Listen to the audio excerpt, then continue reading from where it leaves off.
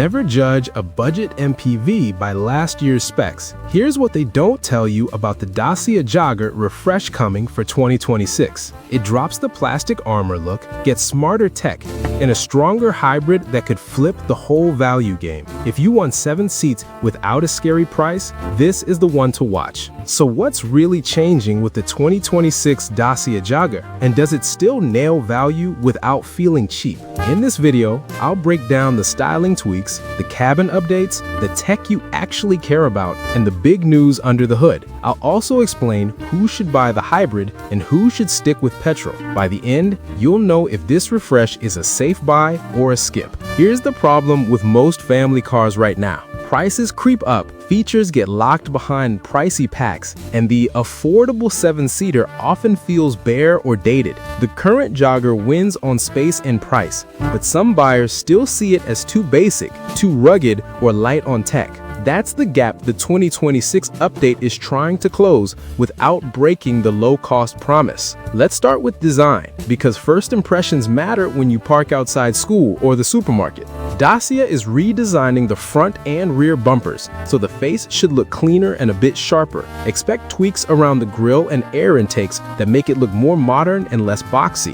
The big twist is the plastic cladding. The old Jogger used it to shout adventure, but the refresh tones it down for a more refined look. That means less off-road vibe and more everyday family style. Rear lights should get a new LED signature so the car looks fresher at night and in photos. New wheel designs and colors are likely, which helps a lot on a budget car because wheels and paint do more than you think. Inside, Dacia won't throw out what works, but the feel should step up. Think tougher materials that look nicer, better trims on the dash and doors, and a tighter overall fit. It stays practical first, with hard-wearing plastics where they matter and loads of cubbies for kid gear, bottles, and cables. 7 seats should stay, which is one of the Jogger's killer features at this price. Cargo room remains a strong point, so you can do school runs, IKEA trips, and weekend escapes without a puzzle every time you pack. The infotainment will likely get a smoother interface and faster response.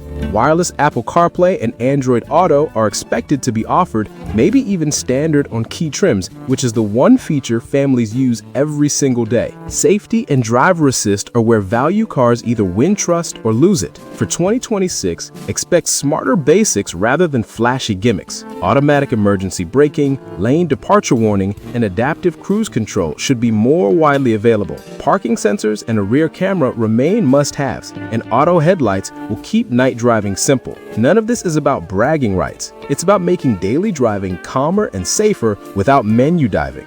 Now, the headline change and the moment most buyers care about. The Hybrid 155 steps in and replaces the old Hybrid 140. That jump doesn't sound huge on paper, but it matters in real life. You should feel better pull in city traffic and less strain when you're loaded up with people and bags. Hybrids shine in stop-start driving, and the Jogger is built for families who do school runs, shops, and short trips all week. Dacia is dialing this system for the Jogger's weight and use case, so you're buying a setup tuned for usefulness, not lap times. If you want the lowest running costs and the calmer drive, the hybrid is the smart pick. But Dacia won't forget its roots. Petrol options should stay for buyers who want the lowest entry price or do longer highway trips where a simple engine still makes sense. Either way, the powertrains should bring better efficiency and cleaner emissions to meet newer rules without pushing the price out of reach. Who is this car really for? If you need 7 seats on a tight budget and refuse to sit in something that looks tired, the refreshed Jogger puts you in the sweet spot. If you live in the city or suburbs and want easy parking, low fuel use,